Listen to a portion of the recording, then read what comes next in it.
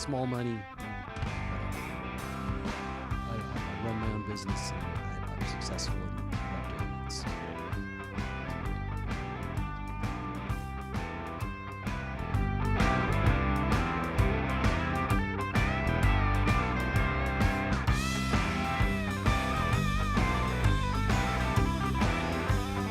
I had a good meeting with Slatty the other day.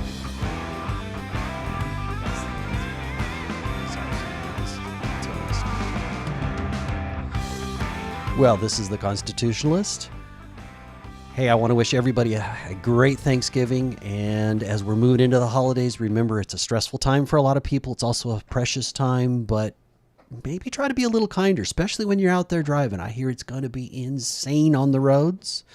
So just try to be aware of everybody else. We got all this freedom, which a lot of people think that gives them the right to do whatever they want. And I think that your freedom extends all the way up till it infringes on somebody else's. So let's be kind. That's why I prefer the idea of liberty to freedom. Today I'm joined by somebody that wants to make a change. We are in a failed, at least the county, at least the biggest part of the county, I would say is in many ways a failed school district. Now, he's not running for the school district. He's running for this position that has quite a lot of people, has a big budget, called Fresno County Superintendent of Schools.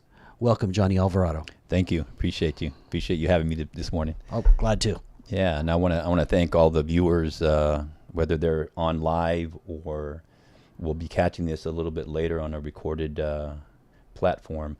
I want to thank you for taking the time to hear me out, to really consider who you'll be voting for on June 2nd, 2026. And I really want to make this presentation, this interview, an opportunity to share with you the importance of this position and what I can bring to the table if voted into this position, June 2nd, 2026. So thank you so much.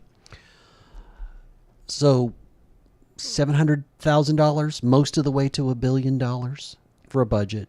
1,600 employees, am I about right? Yes, 700 million. Mm-hmm. Okay, and what is it this job does? Yeah, so great question. I think what our audience needs to understand first and foremost is that there are 32 school districts, inclusive of Fresno County Superintendent of Schools. And every school district is represented by a school district superintendent. Right. The Fresno County Superintendent of Schools, primarily its responsibility is to serve as a resource to each of those school districts should they be interested in receiving the services that are offered by the Fresno County Superintendent of Schools organization. And I think therein lies the opportunity for the Fresno County Superintendent of Schools and its team to develop product. I like to say product because we are in the business of creating structures and systems and professional development opportunities that are researched, best practices, and then we go out and demonstrate to our school district superintendents, to their local school boards, on how adopting those services would be beneficial to their students in their school district. And then ultimately, this is how we begin to align all of the opportunities for all of our students in Fresno County. So an example of that might be that you would offer a teacher training that focused on one particular thing to a school district. Would that be? That's correct. Okay. So essentially, by how you chose to arrange the training, you could absolutely affect the school district, whether it's just addressing a need or pushing in a direction, because let's face it, the biggest school district is a failed school district here in Fresno County. That would be Fresno Unified. Some of them are a little better. Sanger's a bit better. Central's pretty good. Clovis is pretty good. But we've got a diverse number of needs. You've got very rural, very poor schools. You've got schools with a huge budget, including Fresno Unified, though I don't know that they deserve it because they don't get results. This is me trashing them, not you, because you got to work with them. Right. What would be your plan? Where would you start on day one, aside from meeting staff? Sure, absolutely. No, great question. Well, on my website at Dr. Johnny Alvarado for FCSS.com, constitutionalist.com, you will find my 100-day plan. And in that 100-day plan, it spells out what my efforts would be in this role. But I'll be really clear and real simple about this. When organizations, and let's face it, Fresno County Superintendent of School and all of the school districts are an organization, need to work together. When we do not work together, the only consistent things that happens is inconsistency.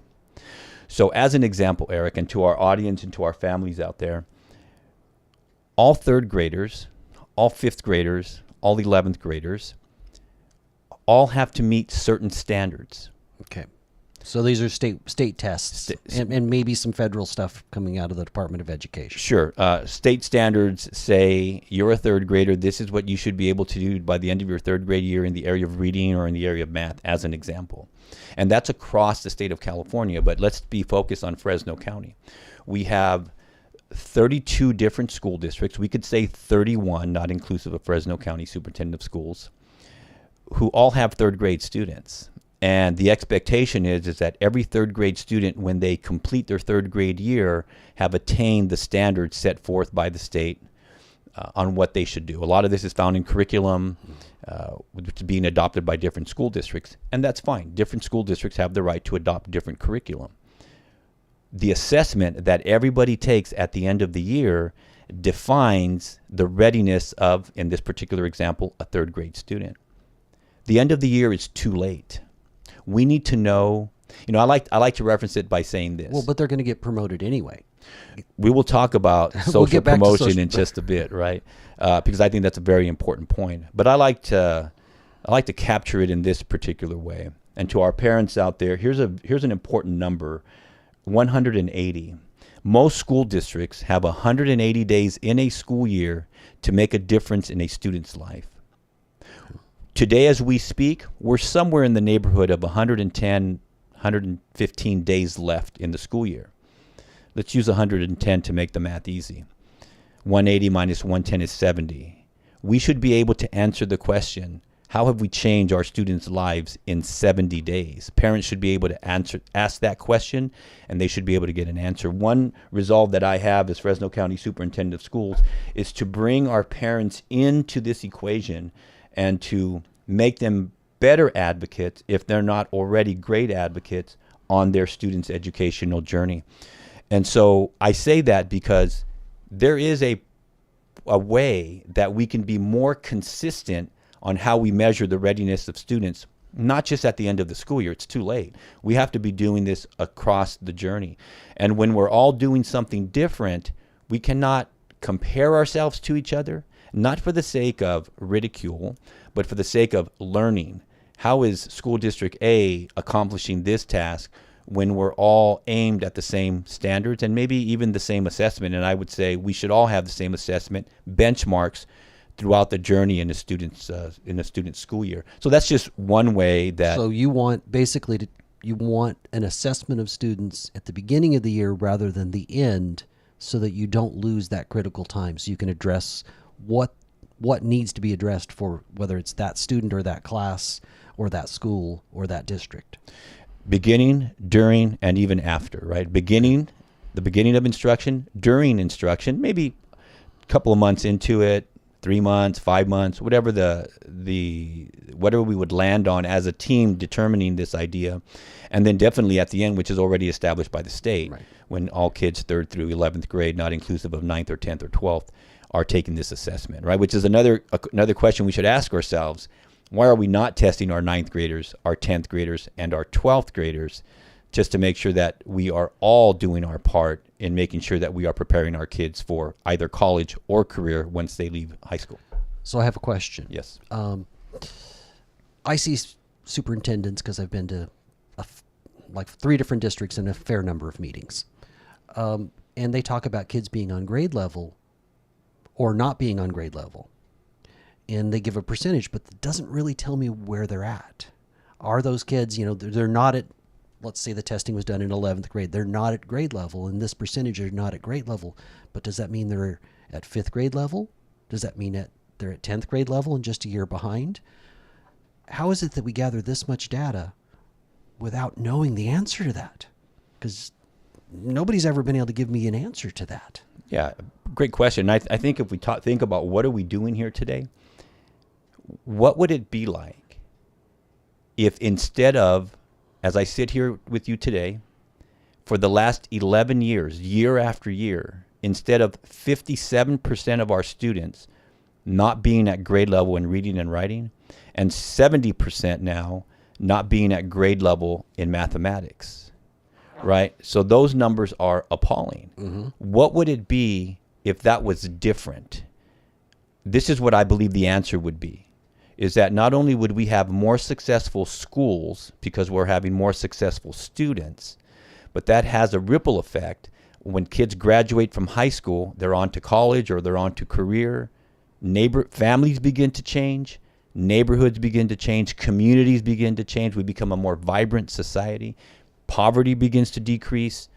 Crime begins to decrease. There is a direct correlation.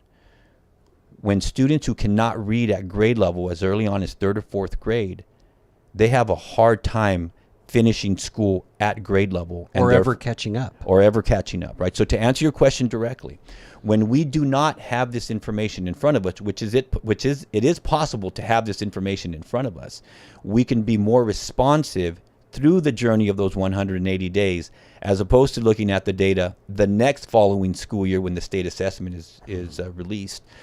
And so that's not to suggest that school districts or teams of teachers aren't doing that work.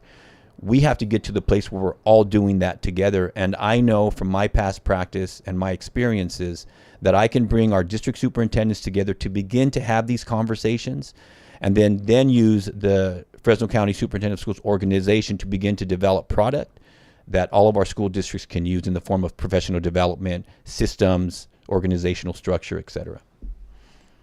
In other words, you could become the example and lead the way because you have the budget to do that. Yes. One of my big concerns is social promotion. In other words, we have a system set up where there's not accountability for the kids. I'm not saying kids are bad. I'm saying the system is failing them when it promotes a kid that hasn't done the work to get to the next grade. And my understanding is 3rd grade or thereabouts is one of those key points where if you held a kid back there if it was necessary, or somehow got them extra help, if you assessed them early in the year, you could get help earlier. What do we do there? You know, we can't change social promotion, can we? Well, there is no law that says you cannot hold a student back. This is a conversation, a working together with parents to have that conversation when we believe it is needed. It's not always used. And I think we need to address that. Social promotion has become something that we do not have our eye on, and therefore students are just promoted from one grade level to the next grade level. Here's an interesting statistic or fact. Our high school students, as they're persevering through their high school journey, all they have to do is get a D in a class, and they'll pass that class and earn their credits towards graduation. At Parlier High School, as an example, 250 credits is what's needed to graduate from high school. Getting a D in a class earns you a passing score and therefore 5 graduate credits. It also earns you the 1.0 GPA. GPAs begin to hurt and suffer. The questions our parents should be asking, and we should be leading that charge in conversations and trainings for our parents, is that what you want for your son or daughter? And I'm sure the answer would be no. And so that becomes our responsibility. So we have to address social promotion. I liken it to this, and I'm not claiming to be a history buff by any stretch of the imagination, although I do enjoy history. Hernan Cortes, does that name ring a bell to you? Mm-hmm. In 1519, you can look this up. You can Google Hernan Cortes, Spaniard conqueror, who's acclaimed for this idea of burning the ships or making the ships inoperable, I guess is one way to say it. And the reason why he did that was because he wanted one focus to be present with the army, and that is to move forward and not to retreat and leave. And so in making the ships inoperable, there was only one way to go, and that was forward. Right. Now, why do I reference that? One reason is because we need to become, as a county, more transparent. Therefore, we can become more accountable, not only to each other, but to our students. To the each other part is very important, because we cannot be silos in our own classrooms doing the work with 30 plus kids sometimes. We have to be together, not only as a school, not only as a district, but as an entire county, so that we can forge forward to address this. And I think one of those things that we need to begin looking at is social promotion. So essentially, you're stronger as a team, is what you're saying, if you can get people to work as a team. Absolutely. I'm trying to put it in non-education speak is my goal. Absolutely. So as another quick example, at Parlor High School, and I spoke about this last time, we made a decision this year to involuntarily transfer about 20 seniors. That number continues to grow as this semester is coming to an end. And involuntarily transfer says this. It says, you are not going to be successful at the high school. There's no way you can accumulate the 250 graduation credits. So we're going to move you to an alternative ed situation. There's nothing wrong with that. And students can fall into a different category and therefore be able to graduate in a different type of environment, which gives them more support, smaller classroom sizes, which is in most cases something that our students need who have not been successful at a comprehensive high school. And now that we've done that, some of the data that's coming back is that our students are generating more credits. They're completing courses with passing grades. And then at the high school, we're starting to see also that difference being made as well. Reductions in suspension rates, increases in positive grades, and increases overall in ELA and mathematics, as demonstrated by the last state assessment. Would it be fair to say that those kids that are struggling, are they often a problem in the classroom? Is it a behavioral problem, or is it just that, and many times the teachers have to teach either to the average, or in some cases, if it's a real demanding student, they have to teach to wherever the student is that's struggling the most, and everybody else doesn't get pushed. Yeah, absolutely, Eric. I mean, our teachers are working hard every single day. There is no doubt about it. I want to be a leader that is going to work hard every single day to try to make the life of teachers a little bit easier. And this is what I mean by that. You hit the nail on the head.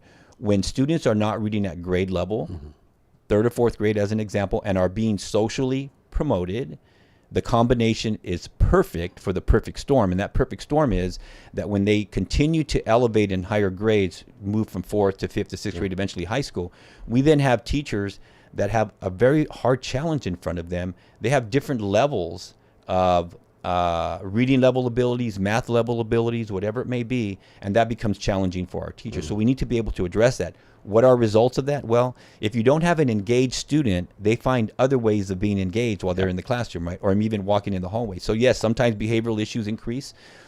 So we have to be more prescriptive in how we're addressing our students who are below grade level. We have to understand what their needs are, and we have to be able to address them. This is how we begin to change students' success in schools, how we begin to change teachers wanting to be a teacher, right, in the classroom, and then how we begin to see more success in schools and school districts across our county. I know a lot of teachers, and a lot of them are frustrated. It's not that they don't love the kids. It's not that they don't work hard. It's that they often have just a couple kids that make their life so much more difficult than it needs to be. And if we had alternatives, obviously at the high school level we do, where that kid, it's almost like, I don't want to say special ed, because special ed is not always a mental problem. I mean, some people are developmentally challenged, right, but that's not necessarily why you go to special ed. In some cases, it might just be the kid's behind, or they had a really tough childhood and they need some extra help. Yeah, you know, I think sometimes we leave the parents out of the equation here, right? And so just referring back to the example I was providing you with the involuntary transfers, we spoke to every parent. And when we explained to the parents the current situation of their child, that they were not going to be able to graduate, they understood that. And further, once they understood the extra supports that are going to be provided in a different setting, they were all on board. We did not have any fight from parents, maybe from students, but not from parents, the ultimate decision maker in a child's educational journey.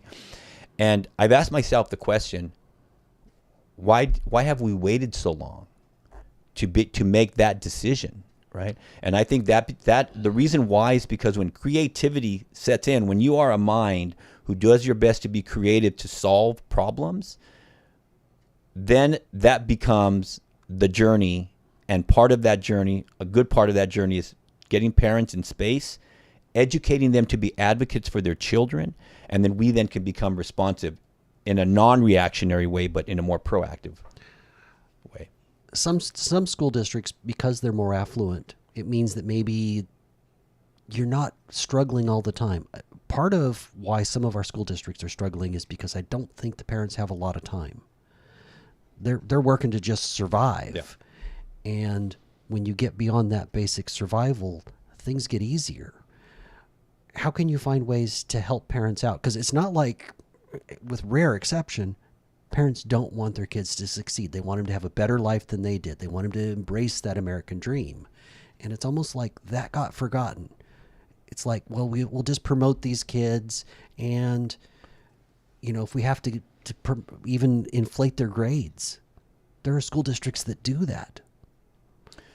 Yeah, let me give that let me speak to that for a couple minutes here.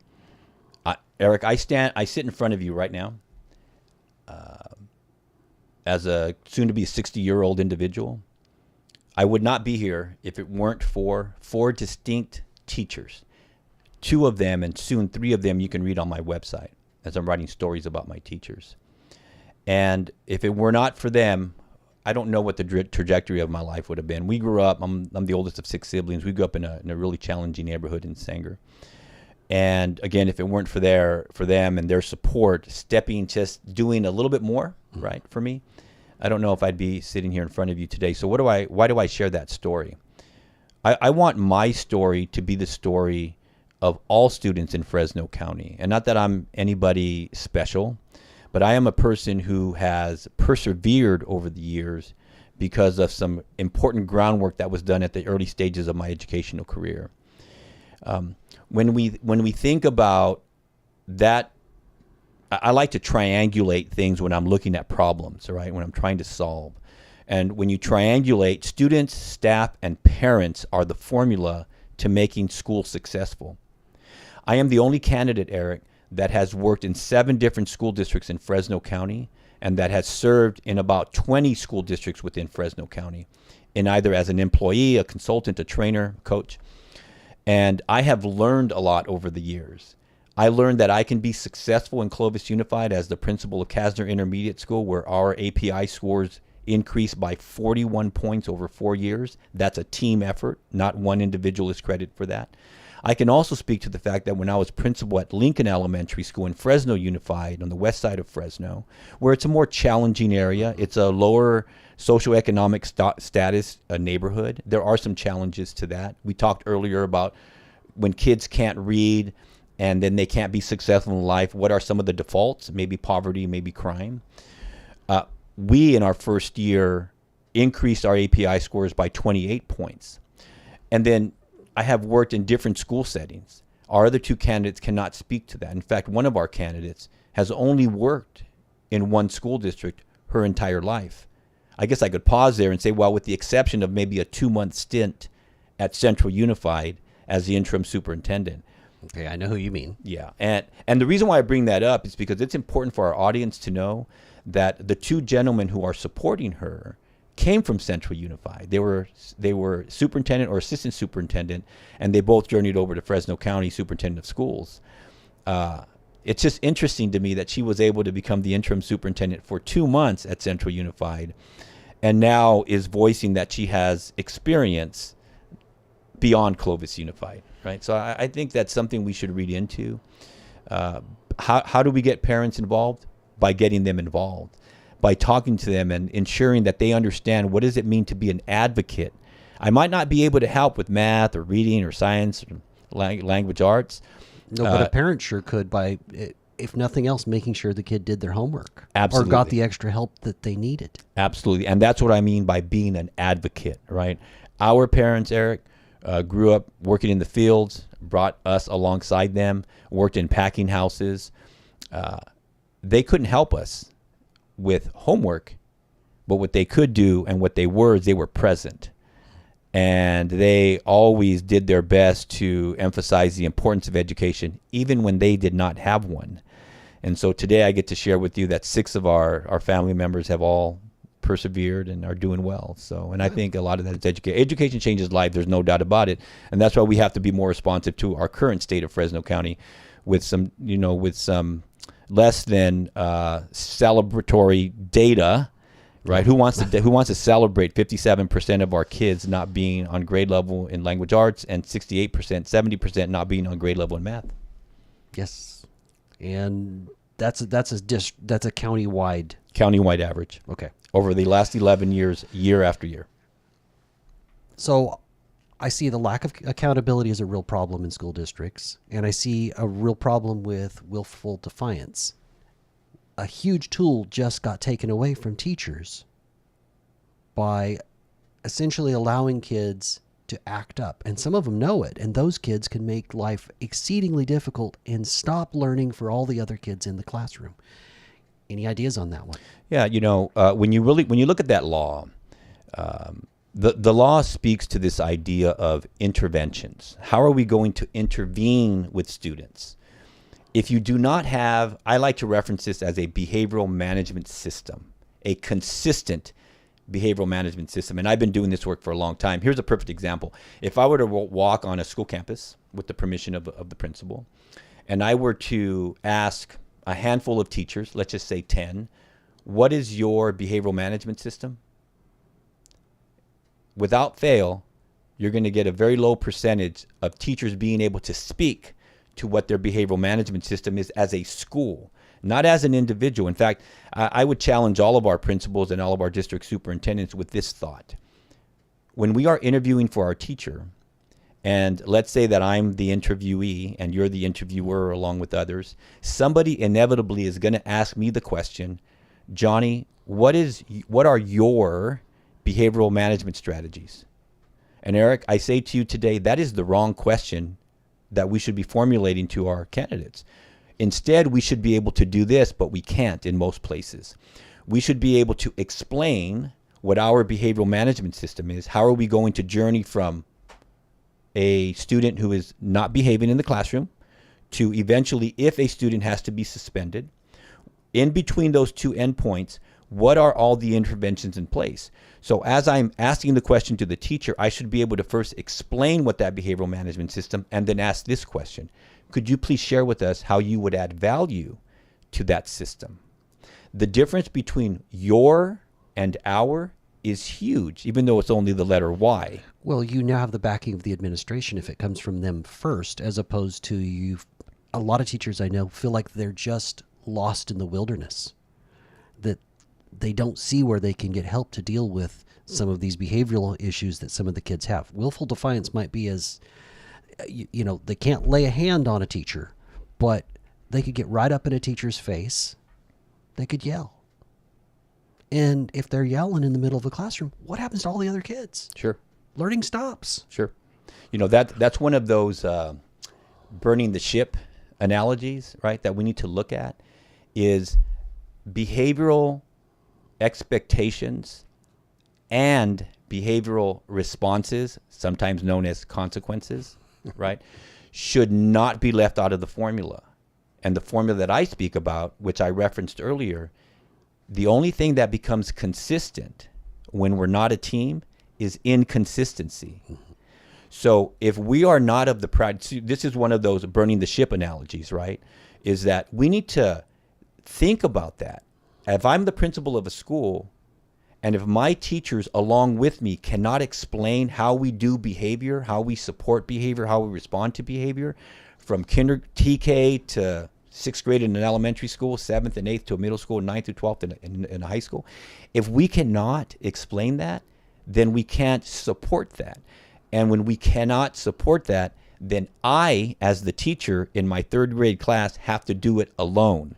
And when I have to do it alone, it becomes much more challenging. So one of the first things that I will do as Fresno County Superintendent of Schools is gather our superintendents together, come together as a collective group, begin to address questions like these, begin to become solution-oriented, and then have the trust in them to say, okay, Fresno County Superintendent of Schools, with your experts, build something that we can bring to our school districts and then evaluate it as the year goes, all for the effort of supporting our kids, but also our teachers. So it's almost like you would be responsible, or the superintendent of schools would be responsible for creating a master plan while working with the other superintendents, the other 31, so that you then could move forward.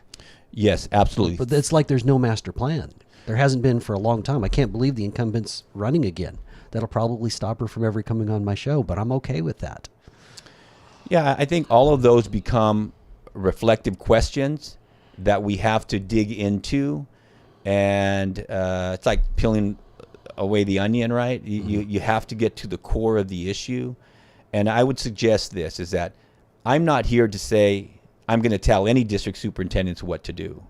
But what I am here to say to our parents and to our entire community, our county, is that we are going to be transparent in how we are leading our districts and how I am leading as the Fresno County Superintendent of Schools. We all should be accountable for the success of every student. And the way we get there faster with more success is together.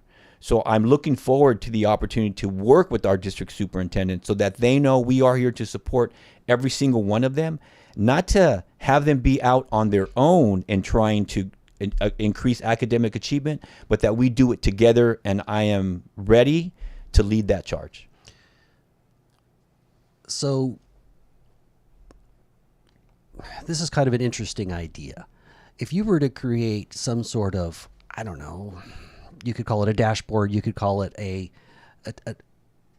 basically a sheet that keeps everything up to date. Here's what we're doing. This is what school districts, so that parents could see that. I think that would be a good way to bring that transparency. So I don't know if dashboard's the right word, but yeah, no, I think dashboard's a perfect example. We just I'll speak real, and then I'll talk about some ideas. So here's the real speak, and our principals know this about me, because I'm an open book, right?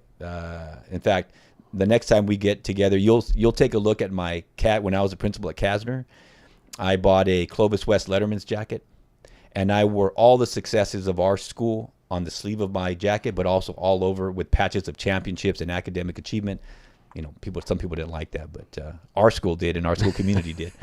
I recently showed our principals their suspension rates so far, right? Not for the reason of saying quit suspending kids, not at all. To compare where were we last year at this time to where are we this year at this time. And we do that because we are a team.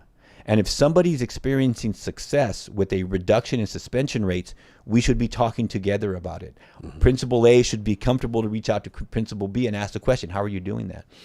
We're in a good place, but there still are spikes in some schools and reductions in other schools. Now, that is an example of a dashboard. Mm-hmm. That's an example of transparency. We can't do that if we're not consistent on how we are for the conversation of academics. If we're not all consistent on measuring the learning of our students throughout the school year. In other words, here's the example. We've just taught 3 months. We all should have a 3rd grade benchmark that our kids take, and then we find the results and we share them out with everybody, and we find out that Kerman Unified School District 3rd grade class are doing exceptionally well. They're all the same standards. Mm-hmm. Maybe I, from Parlor Unified as an example, can call the superintendent of Kerman or use the Fresno County Superintendent of Schools to serve as an intermediary in this conversation if needed, and then learn from each other, right? Right now, we're more fragmented than we are together as a team. And I think we need to get to a place where we're creating more consistent practices and opportunities for our students to learn, but also for us to work together with. How long has the incumbent been in? So Dr. Michelle Cantwell-Kofer, who I know very well, she's a colleague of mine. I have a lot of respect for her. She has served somewhere around 15 to 18 years, I think, at Fresno County Superintendent of Schools, which, by the way, she also is from Central Unified. And has just completed her 3rd year as the superintendent of Fresno County. Okay. Yeah, but has served as the assistant superintendent alongside Jim Uvino. And Eric, they're all friends of mine. I know Larry Powell, I know Jim Uvino, I know Dr. Michelle Cantwell-Cofer, and I know Dr. Emer O'Brien. At the time, it was Emer O'Farrell when she and I worked together at Clovis Unified. And they're all great people. You know, I'll talk to them anytime, any day of the week, and have a lot of respect for them.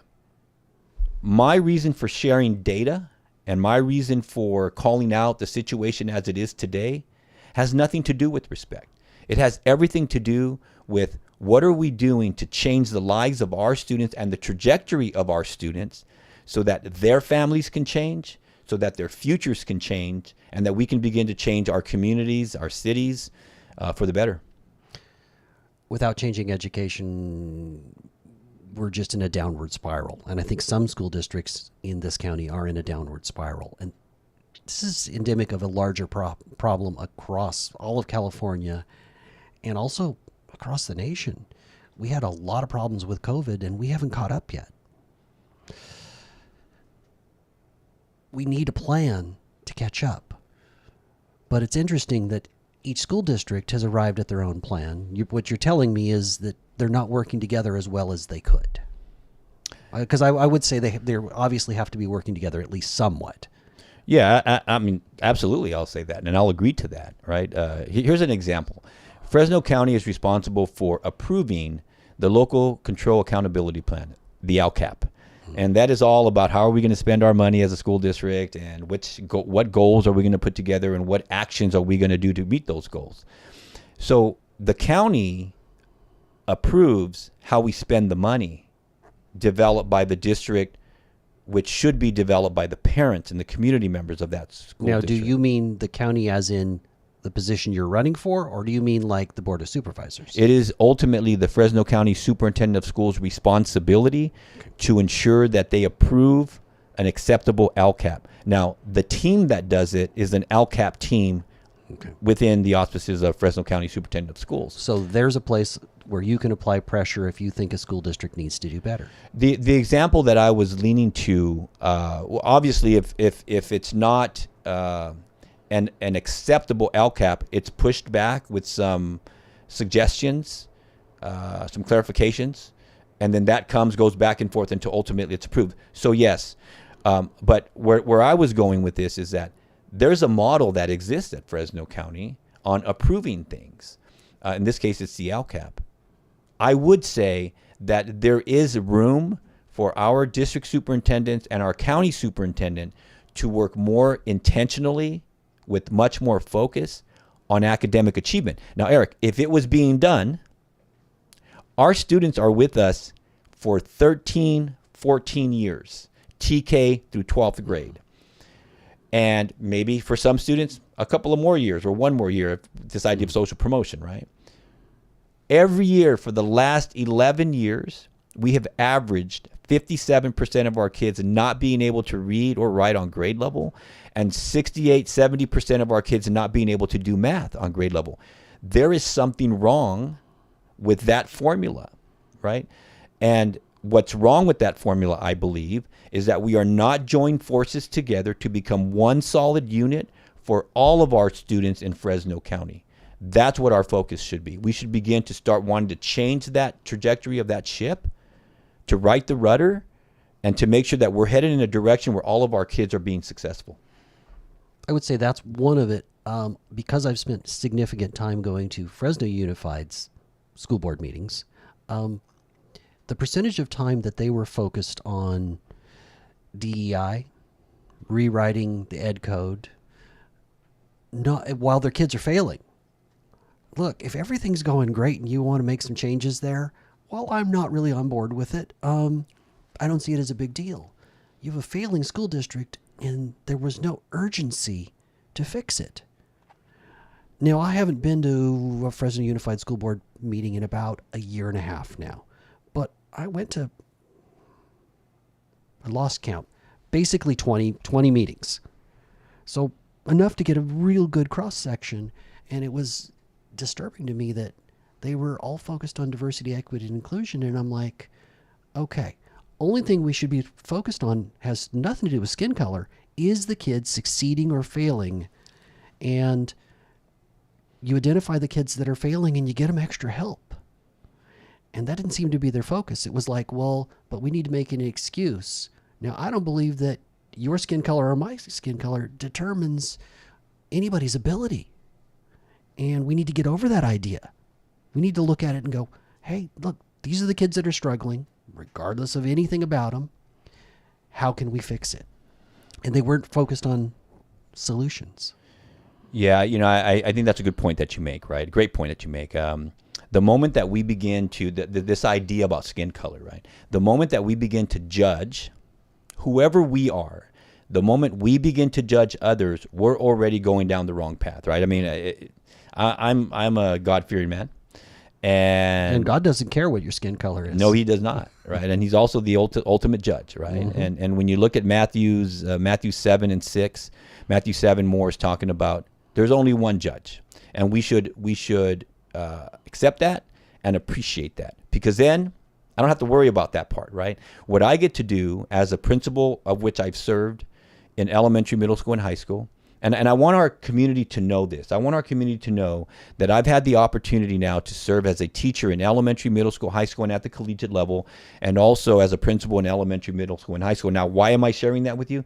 Because it makes a difference. It makes a difference to be able to talk to an elementary principal or a high school teacher or a district superintendent. So I have that experience. When our kids come to us, we have one mission, and that mission is to make sure that we are creating an environment that we want our students to do two things in: behave in and learn in. And if we cannot do that, we're going to struggle. And I do not want to see, as I know there are others out there, this isn't just about me, we do not want to see our teachers struggling for one, behavioral reasons, two, the vast gap of deficiencies when kids are coming to our classrooms. Now, that's not going to change overnight. But we have to be thinking with that focus so that we can be addressing and become solution oriented. And one of those things, as an example, so I'm not just like saying, oh, he has all these great ideas. What's one example? One example is that we should measure how we are addressing behaviors in our schools. And if we are doing it differently in every classroom, in every grade level, that is going to be mass chaos, and we're going to challenge as a staff, and our kids are going to suffer from that. So that is one way I want to be able to support our teachers all across our school districts, our principals, and our district superintendents. So essentially, it's a pretty big dashboard. You're going to need quite a bit of space because you're talking about a whole lot of categories. It's not just academic performance. It's what's happening with behavioral issues, and you could divide that into a bunch of categories also. Sure. I mean, if we all shared our suspension rates every month. Right. I know that they can't share who the kid is, but you could absolutely share this many kids were dealt with in this way. Sure. Absolutely. And then now that becomes viable data. It becomes data we can analyze and respond to, right? I try to understand why is this the situation, and what do we have to try to do differently? And is there a school somewhere in Fresno County that's doing it better than we are? And let's learn from them. I hearken back to this. We have 180 days to make a difference in a child's educational journey every single year. The way that will happen is that we are more structured in our systems on our campuses. We are educating our parents to be strong advocates for their children's education, and that we are supporting in every way possible our teachers in the classrooms. Well, we're down to about 2 minutes, so I'm going to have to let that question go and say, I want you to give your website information before we're done. And why are you hopeful? I know that's a weird way to take this, but you can't take on or want to take on this position if you don't believe you can make a difference. So why? Yeah. Where's the hope come from? Yeah, thank you. I appreciate that. First of all, thank you everybody for taking the time to be here with us this afternoon. Why am I hopeful? I'm hopeful because I sit here in front of you as an example to a large amount of our students. I would say all of our students. And here's the reason why. Not only did I grow up in challenging neighborhoods, had to persevere a lot, didn't have parents that could help me, I was able, with the support of teachers and mentors, to rise above that. And now I sit in front of you today with a degree in accounting, with a degree in a multiple sub-degree in teaching, a master's and a doctorate degree in educational leadership. And all of that was because of education. Education changed my life. And now I get to celebrate along with my wife. Both of us are educated. Again, education is the secret sauce here. Mm-hmm. Our oldest daughter is a nurse practitioner. We have our first grandson. Our middle daughter is a nurse. And our youngest daughter just passed the bar test, and now she's a practicing lawyer here in Fresno. Well, congratulations. Thank you for that. We are very excited. It's not about me, and it's not about them. It's about everybody in Fresno County. I am hopeful because I know the system can work. We just have to make sure we have the right system and the right leaders there, and I'm ready to do that. And how do people find out more about you? So Dr. Johnny Alvarado for FCSS.com, and it's DRJOHNNYALVARADO, the number 4 FCSS. And can we find you on social media as well? Dr. Johnny Alvarado for FCSS on Instagram, Facebook, Twitter. It's all the same. Okay. Yep. Well, I sure thank you for this time. And I hope that you're able to make the difference and your vision gets implemented because Fresno County schools need to do better. Thank you. Appreciate the time, Eric. As always, I am thrilled to be doing this. I hope everybody has a great Thanksgiving. And Johnny, thank you for coming in and spending this time with me. Happy Thanksgiving, everybody. Thank you so much, and happy holidays. Happy holidays.